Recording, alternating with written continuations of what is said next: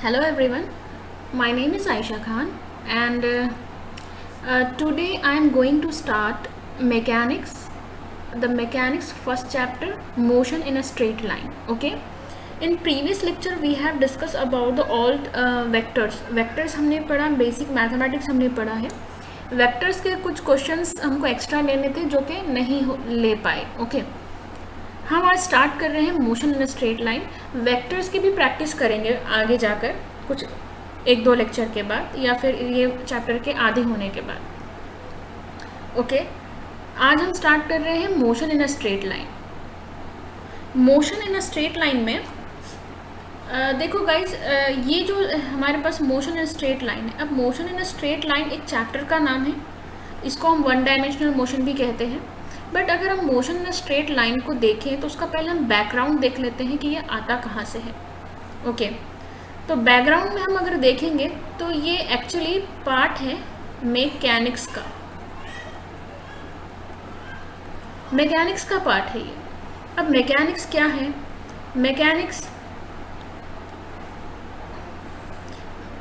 Mechanics means that study of overall motion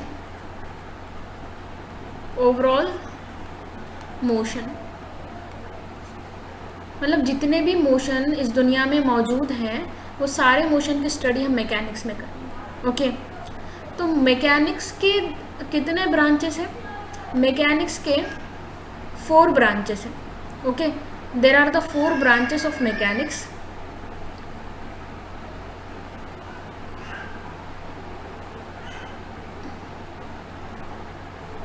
Four branches of mechanics. First is translation mechanics.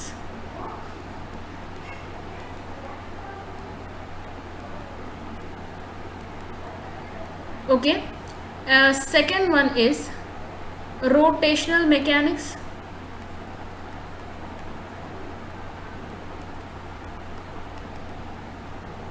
And the third one is vibrational mechanics.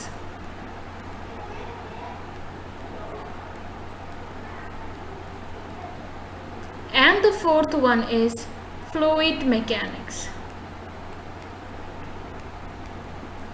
Okay guys, तो mechanics के 4 branches हैं, 4 branches, जहाँ पे translation mechanics, rotational mechanics, vibrational mechanics and हमारा है fluid mechanics. अब translation mechanics में क्या स्टडी करेंगे हम? ट्रांसलेशन मैकेनिक्स में वन डायमेंशनल मोशन, रेक्टिल और you can say the rectilinear motion, यानी motion in a straight line. जो भी हम स्ट्रेट लाइन पर मोशन पढ़ते हैं, curvilinear motion also in a translation, rectilinear motion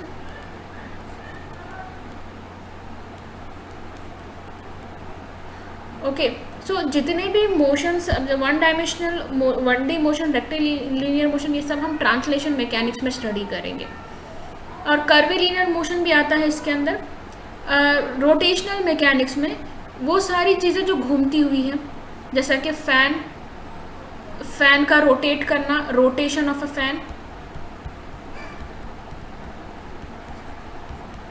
fan, ठीक है, जो रोटेट करने वाली चीज़ें हैं वो हम रोटेशनल मैकेनिक्स में स्टडी करेंगे.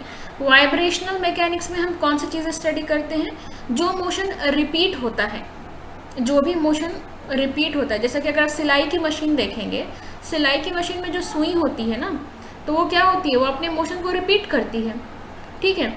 और हम देख सकते हैं, अगर आप वॉच देखेंगे, घड़ी देखेंगे, घड़ी में जो आप वो एक सेकंड वाला जो निडल होता है, कांटा होता है, वो क्या होता है? वो अपने आप को रिपीट करता है. यानी सारे तो वो अपने आप को रिपीट ही करते हैं, सारे जो निडल्स होती हैं वो सब रिपीट ही करते हैं. तो मतलब ऐसी मोशन जो अपने आप को रिपीट करे, वो हम वाइब्रेशनल मैकेनिक्स में स्टडी करते हैं. ओके तो इसको हम कह सकते हैं रिपीटेड मोशन भी कह सकते हैं.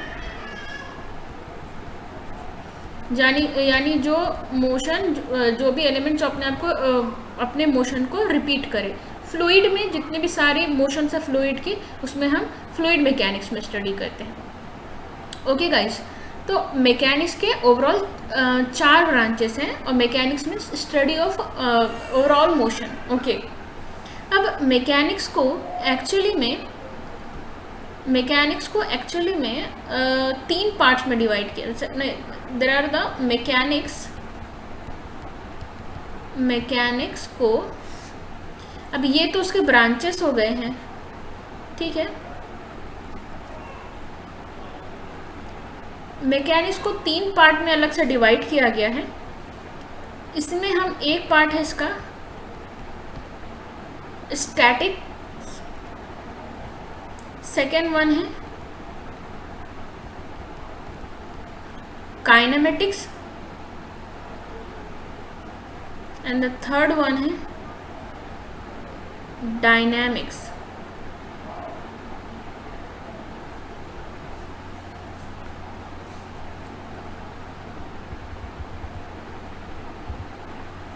ओके, अब स्टैटिक मीन्स व्हाट?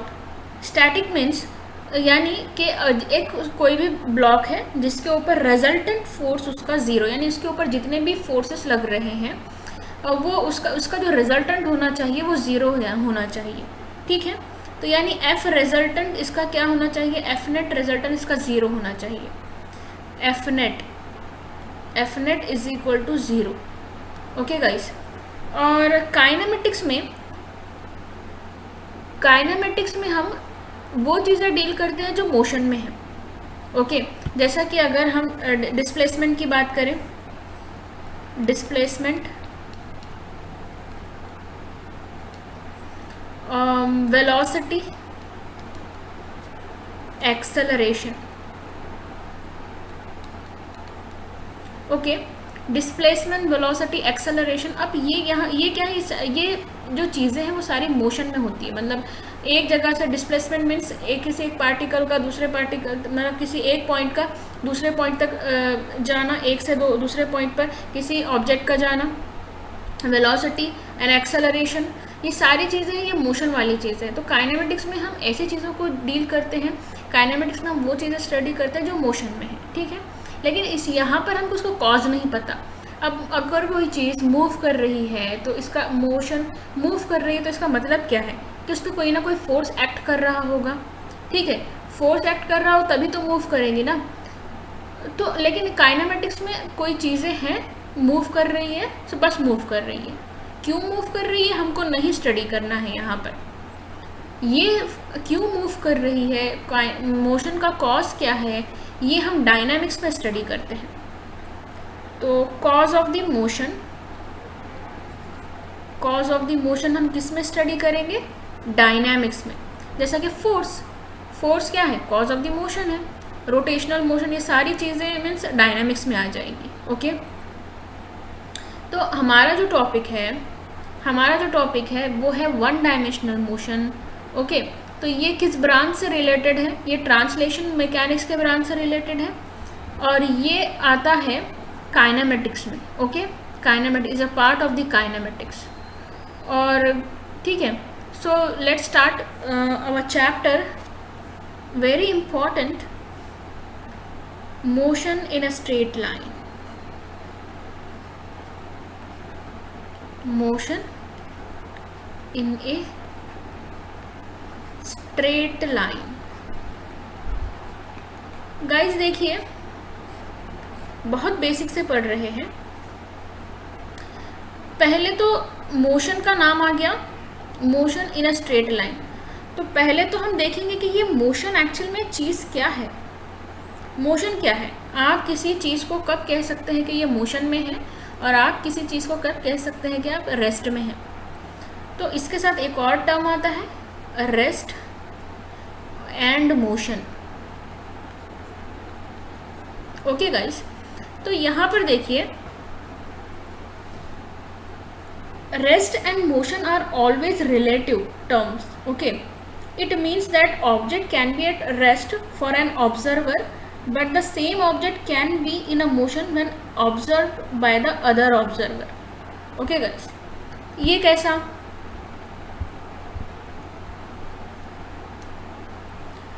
देखिए, अगर कोई चीज़ है रेस्ट में और यू कैन से अगर कोई चीज़ है मोशन में, इसको हम एक एग्जाम्पल के तौर पर समझते हैं।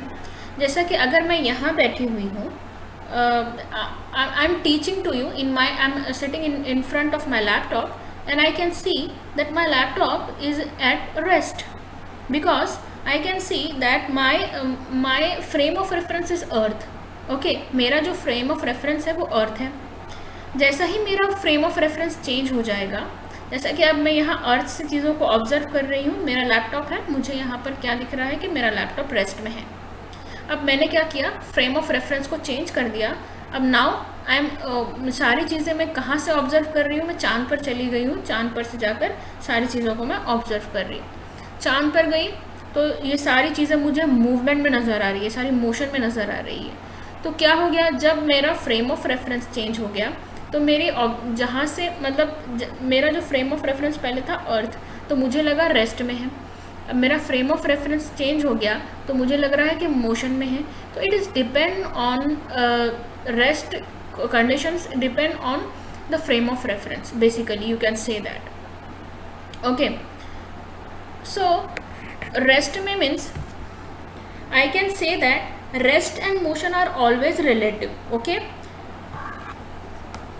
जैसे कि अगर आप देखेंगे, अगर रेस्ट और मोशन की एक और अच्छी एग्जांपल देखेंगे, अगर आप चांद पे जाने की ज़रूरत नहीं है, आप ट्रेन में बैठिएगा, एक स्टेशन पे मैन है, जो कि आप ही बैठे समझिए स्टेशन पे, और आपके सामने से ट्रेन जा रही है, तो आपको क्या लगेगा कि train is in a motion, that you are, आपका जो फ्रेम ऑफ रेफरेंस है वो अर्थ है, आप रेस्ट पर हैं और वो ट्रेन मूव कर रही है, तो आपको लगेगा कि हाँ चलो ट्रेन मूव कर रही है, वो मोशन में है, वो मोशन में नज़र आएंगे. अब अगर मान लीजिए वो ट्रेन में बैठा हुआ बंदा जो आपको उस ट्रेन से ऑब्जर्व कर रहा है, अब उसका जो फ्रेम ऑफ रेफरेंस है वो अब ट्रेन हो गया, उसके लिए वो रेस्ट में है, और बाहर जो बंदा, आप जो बैठे हुए हैं, वो आपको उसको लग रहा है कि आप मूव कर रहे हैं, यानी आप मोशन में हैं. Okay, so it is depend on frame of reference. Okay, so I can say that rest. Okay, so what is rest and motion? I already explained this concept, that is what is rest and motion. Now we are writing the definition for that. Rest and motion are the always relative. Rest and motion are always relative.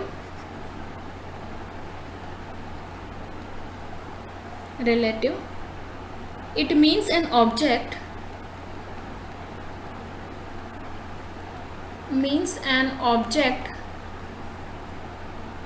can be at rest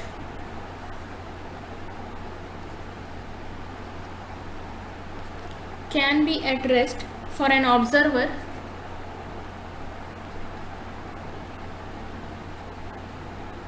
but the same object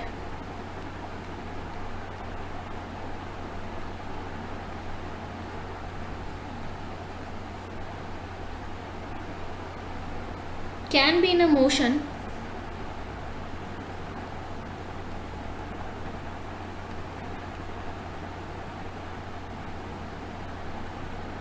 when observed by the other observer.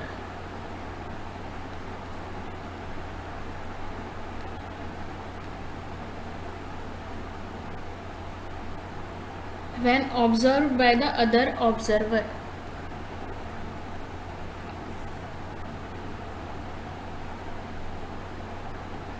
For example, a person sitting in his house is at rest with respect to earth, but is in a motion with respect to moon. Example, a person sitting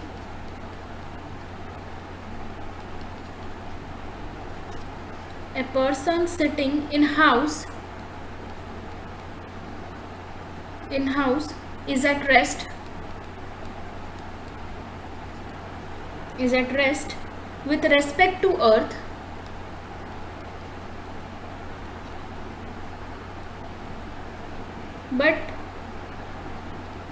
but is in motion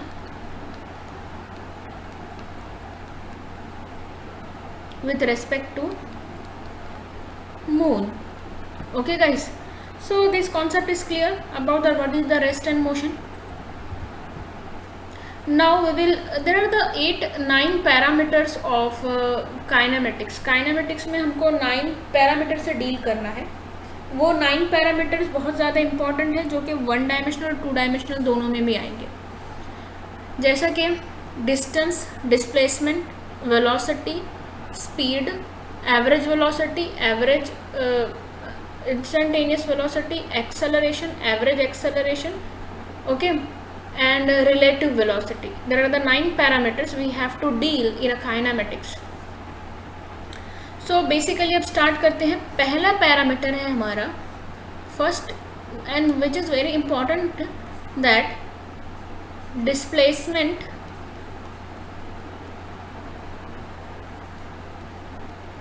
and distance. Displacement and distance. So what is displacement? First of all, I want to say that the displacement is a vector quantity. पहला अगर हम before going to the definition, I want to distinguish between the distance and the displacement. मतलब कि दोनों में हम एक फ़र्क में बताएंगे कि क्या है एक्चुअल में डिस्प्लेसमेंट और डिस्टेंस में क्या फ़र्क है. पहला तो डिस्प्लेसमेंट एक वेक्टर क्वांटिटी है, और दूसरा जो डिस्टेंस है एक स्केलर क्वांटिटी है. अब वेक्टर क्वांटिटी मतलब कि क्या है, जिसके अंदर डायरेक्शन भी होगा और मैग्नीट्यूड भी होगा. स्केलर क्वांटिटी मीन्स क्या है, ओनली मैग्नीट्यूड, जहाँ पर हमको सिर्फ मैग्नीट्यूड से डील करना है. ओके. दूसरा है डिस्प्लेसमेंट. डिस्प्लेसमेंट पॉजिटिव होगा, नेगेटिव होगा या ज़ीरो भी होगा. दूसरा डिस्टेंस क्या है, डिस्टेंस कभी भी नेगेटिव नहीं होगा, ज़ीरो भी नहीं होगा. It is only positive. Okay. Distance एक केस में ज़ीरो हो सकता है अगर आप हिले ही नहीं, मतलब एक जगह पर आप खड़े हुए हैं, आप एक जगह से दूसरी जगह जा नहीं रहे हैं, उसी जगह पर है, हिल नहीं रहे हैं वहाँ से, तो वहाँ पर डिस्प्लेसमेंट होगा ही नहीं, तो डिस्टेंस कहाँ से होगा. ओके. सो डिस्टेंस, अगर आप कोई चीज़ मूव कर रही है तो उसका जो डिस्टेंस होगा वो कभी भी ज़ीरो नहीं होगा और कभी भी नेगेटिव नहीं होगा. ओके. डिस्प्लेसमेंट पॉजिटिव पॉसिबल है, नेगेटिव पॉसिबल है और ज़ीरो भी पॉसिबल है. ठीक है ना. इसको हम एक एग्जाम्पल के थ्रू आगे समझेंगे. अब what is the displacement and what is the distance. First of all, अगर मान लीजिए कोई ये 2 पॉइंट है, ये A and B, and this is the path. अब एक कोई मैन है, तो वो यहाँ से ये रास्ता उसने तय किया और B तक पहुँच गया. ठीक है. तो ये क्या हो गया, इसका डिस्टेंस हो गया, और ये डिस्टेंस हो गया. It is depend on the path length. Okay. अब एक दूसरा बंदा है. अब ये जो बंदा पहले जो ट्रैवल किया A से B, इसको एक्चुअल में डायरेक्शन नहीं पता था, तो इसने क्या किया, जो उसको पता था जहाँ से कि जैसे तैसे करके ये पहुँच गया B तक. तो अब उसने जितना रास्ता तय किया वो उसका डिस्टेंस हो गया. लेकिन जो दूसरा बंदा था वो ज़रा होशियार था, उसको पता था डायरेक्शन कि अगर इस रास्ते से जाऊँगा तो मैं जल्दी पहुँच जाऊँगा, तो उसने सीधा स्ट्रेट लिया. उसको पता था कि स्ट्रेट ही जाना है, वो B तक पहुँच गया. तो ये क्या हो गया इसका, ये इसका डिस्प्लेसमेंट हो गया. तो बेसिकली मैं ये कहना चाहती हूँ कि displacement is a shortest path and the distance is the longest path. Okay. तो distance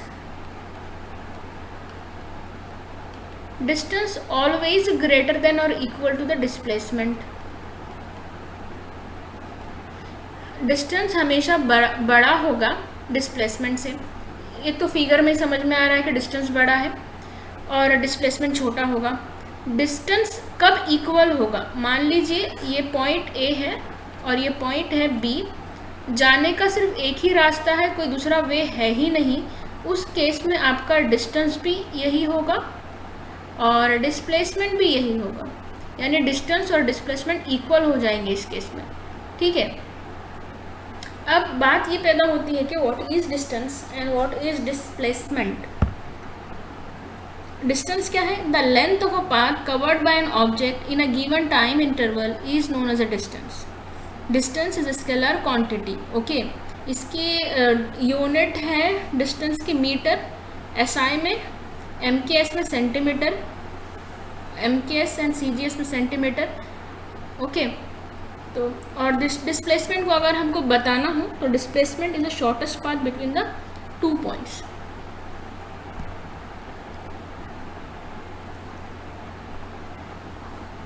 So what is the definition of the distance?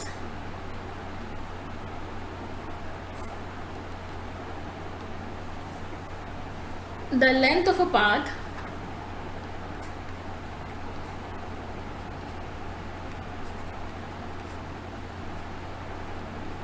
covered by an object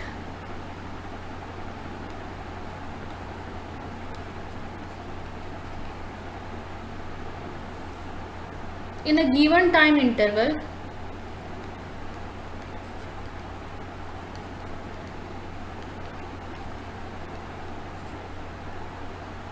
is known as a distance.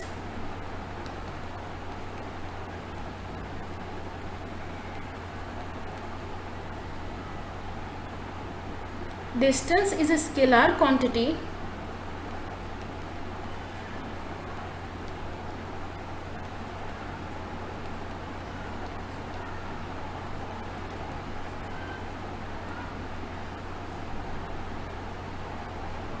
और उसकी जो unit है, SI unit क्या है उसकी? Metre है, okay.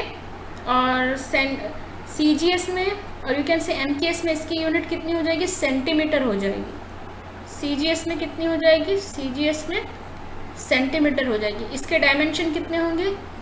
m0 l1 t0। क्यों m0 l0 पे? तो मास तो है नहीं, टाइम भी नहीं है, कितना हो जाएगा? l1 यानी मीटर है इसके एसआई यूनिट, तो l1 आ जाएगा, तो m0 l1 t0 इसके डायमेंशन हो जाएंगे, ओके गाइस। और डिस्प्लेसमेंट को अगर हमको बताना हो तो क्या हो जाएगा डिस्प्लेसमेंट?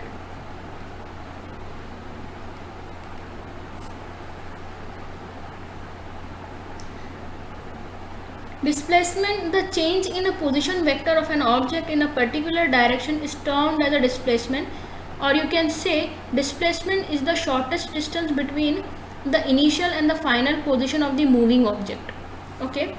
तो या फिर इसको shortest path between the two object भी कह सकते हैं। Displacement is the shortest distance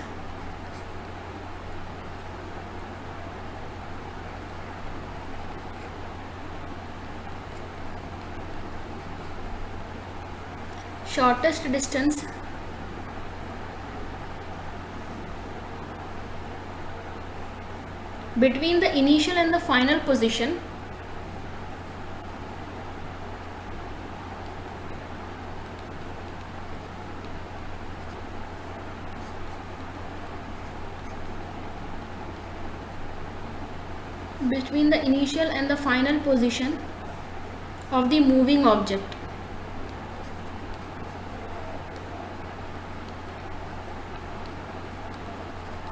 okay guys, okay. Suppose कीजिए कि हमारे पास x1 और x2 एक इनिशियल और फाइनल पॉइंट्स हैं, फाइनल पोजीशन वेक्टर्स है। सो डिस्प्लेसमेंट इसका क्या हो जाएगा? Delta x is equal to x2 minus x1 हो जाएगा। If x1 and x2 are the initial and the final position vector, are the initial and the final position vector of a particle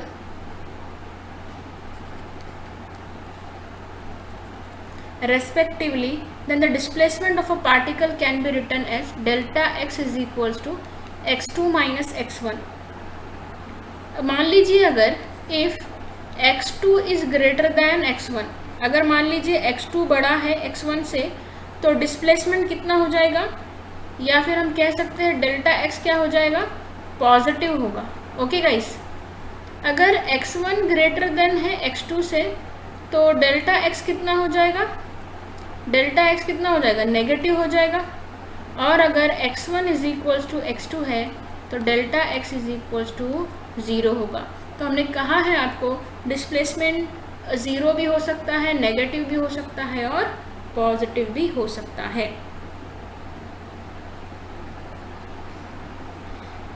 displacement एक vector quantity है। Okay, again इसकी जो unit है वो metre और dimension m0 l1 t0 ही होगी। Okay, अब देखिए एक केस है यहाँ पर, मान लीजिए मेरे पास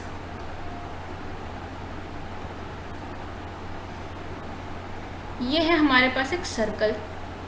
ओके गाइस, अब ये जो बंदा है वो यहाँ खड़ा हुआ है, एक बंदा है वो किया यहाँ A से स्टार्ट किया और उसने एक पूरा कंप्लीट सर्कल किया 360 डिग्री का। सपोज ये सर्कल का जो रेडियस है वो r है, ठीक है। अब ये बंदे ने जाके ये पूरा कंप्लीट किया सर्कल को, तो इसका हमको बताइए कि इसका सरकमफेरेंस क्या होगा, सॉरी इसका डिस्प्लेसमेंट क्या होगा और डिस्टेंस क्या होगा। तो ये बंदा जब A पूरा कंप्लीट किया तो इसका जो डिस्टेंस होगा ये होगा circumference of the circle, that is 2 pi r। Okay, और इसका डिस्प्लेसमेंट होगा 0। गाइस, इसका डिस्प्लेसमेंट क्या हो जाएगा, 0, क्योंकि हमने बताया कि it is depend on displacement है फाइनल और इनिशियल। तो फाइनल पोजीशन पे इनिशियल पोजीशन भी वही है उसकी, फाइनल पोजीशन भी वही है। तब अगर जब इनिशियल भी वही हो, फाइनल भी वही हो, तो हमारा डिस्प्लेसमेंट क्या हो जाता है, 0 हो जाता है। अभी हमने ऊपर पढ़े x1 is equals to x2, that is delta x is equals to 0। तो हमारा डिस्प्लेसमेंट कितना हो जाएगा, 0।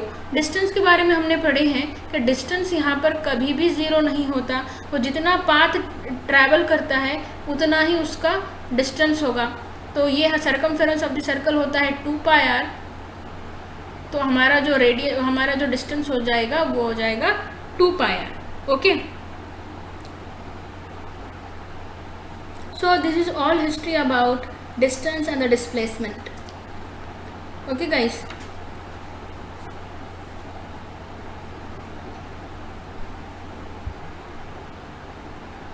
अभी एक और पैरामीटर है स्पीड, एवरेज स्पीड। ये हम नेक्स्ट लेक्चर में देखेंगे। Speed, average speed, velocity.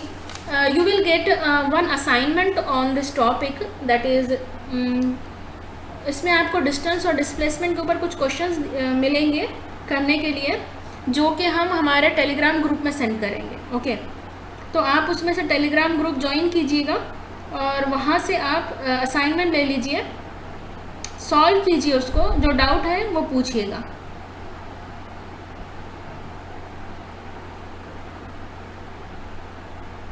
इससे रिलेटेड एग्जाम्पल्स भी लेंगे। आसान है, डिस्टेंस डिस्प्लेसमेंट ही फाइंड करना है, कोई बड़ी बात नहीं है। तो आपको असाइनमेंट आज मिल जाएगा इसमें। ये लेक्चर देखिए, असाइनमेंट सॉल्व कीजिए, जो भी आपको डाउट आ रहा है वो पूछिए, टेलीग्राम ग्रुप में ही पूछिए। नेक्स्ट लेक्चर हमारा डेली 7 o'clock को 7 PM को हमारा लेक्चर यूट्यूब पे अपलोड हो जाएगा। ओके।